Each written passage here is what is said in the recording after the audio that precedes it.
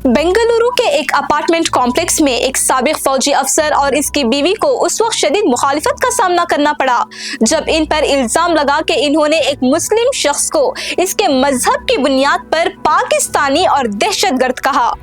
इस वाक़ये की video social media पर तेजी से वायरल हो रही है, जिसमें अपार्टमेंट के कई रिहायशी जोड़े के फ्लैट के बाहर जमा होकर सख्त एतराज करते नजर आते हैं। रिहायशियों ने वाज़ेह तौर पर कहा कि कर्नाटक में इस तरह की फिरका वाराना ज़बान बर्दाश्त नहीं की जाएगी। वीडियो में एक रिहायशी जोड़े से कहता है, ये तुम्हारे बाप का घर नहीं है, ये कर्नाटक है।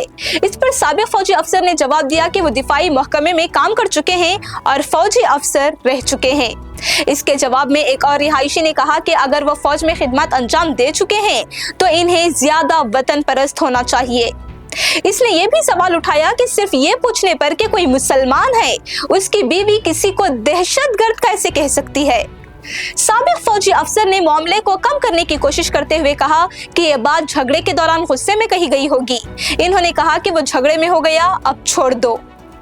रिहायशियों ने जोड़े को यह भी कहा कि वो एक सेक्युलर रियासत में नफरत और तकसीम की सोच ना फैलाएं।